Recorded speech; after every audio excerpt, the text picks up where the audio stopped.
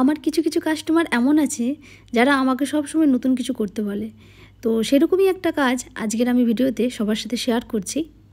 Phone করেই বলে, সুচরিতাদি আজকে নতুন কিছু একটা বানিয়ে দাও। আর আমিও লেগে পড়ি। প্রথমেই আজকে যেটা বলবো সেটা হলো, আজকে আমি বানাচ্ছি ট্যাকোস কেক। তার জন্য আমি নিয়ে নিচ্ছি বেকিং পেপার, সেটাকে একটু রাউন্ড শেপ করে কেটে নিলাম। এরপর আমি নিয়েছি ডার্ক চকোলেট, যেটা আমি একদম ডিরেক্ট যে চকোলেট সেটাকেই মেল্ট করেছি এবং সেটা দিয়ে দিচ্ছি বেকিং পেপারের ওপর। ট্যাকোস একটা মেক্সিকান খাবার, তো সেটা কেক নয়, রুটির মতোই একটা বেশ হয়। আর তার ভেতরে বিভিন্ন রকম যে ফিলিংস হয় সেগুলো দিয়ে খাওয়া হয়, যেগুলো আমরা মেনলি বার্গার এসবের মধ্যে দিয়ে থাকি, সেই সব রুটির মধ্যে দিয়ে একটা এরকম শেপ বানিয়ে খাওয়া হয়।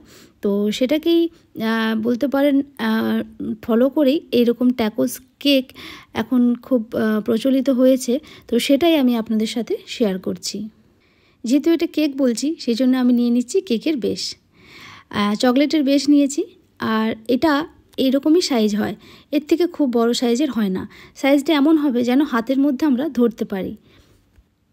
চকলেটের উপরে বেসটা দেওয়ার পর আমি এটাকে একটুক্ষণ ফ্রিজে চিল হতে দিচ্ছি, এরকম ফোল্ড করে।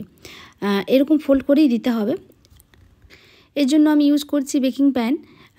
তো এরকমভাবে আমি সাপোর্ট দিয়েছিলাম, হাতের সামনে যা পেলাম তা দিয়েই সাপোর্ট দিয়েছি। ঠিক এইভাবেই আমি করেছিলাম।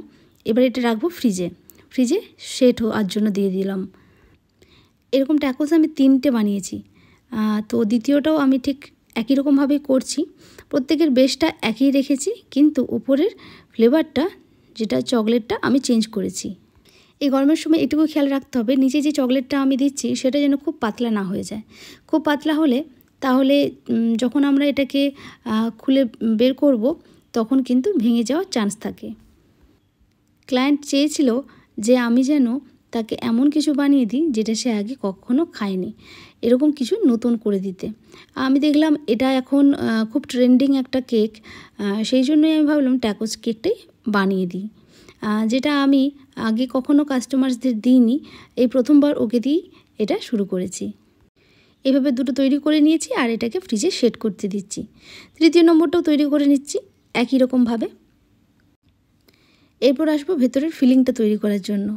প্রত্যেকটা যেহেতু আমি বলেছি আলাদা আলাদা করেছি, সেই জন্য আমি প্রথমেরটার জন্য করে নিচ্ছি চকলেট ক্রিম।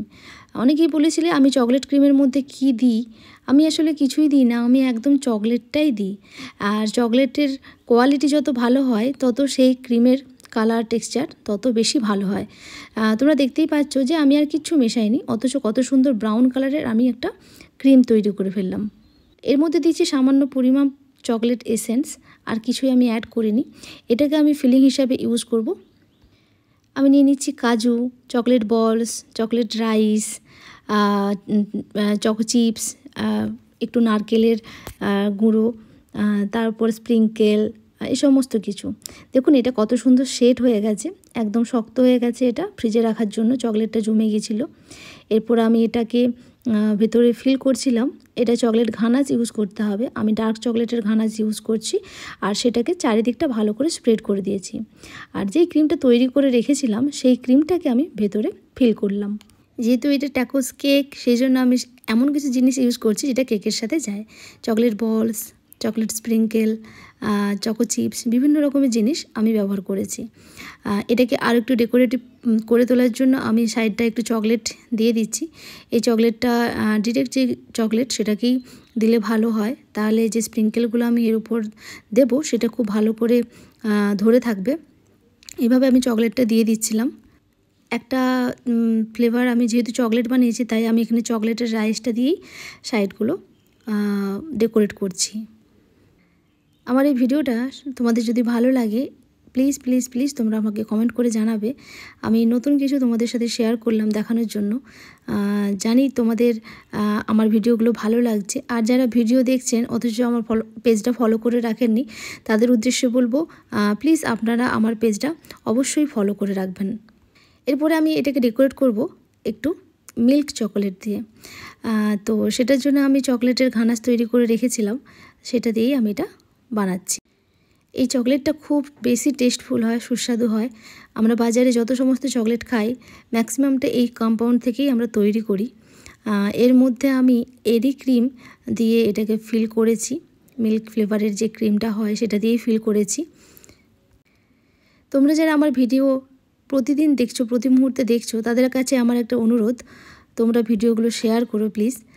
আর তোমাদের কি দেখতে ইচ্ছে হয় আমার কাছে সেটা তোমরা অবশ্যই কমেন্ট করে জানিও, তাহলে আমি আইডিয়া পাবো যে তোমাদের সাথে আমি কি শেয়ার করব।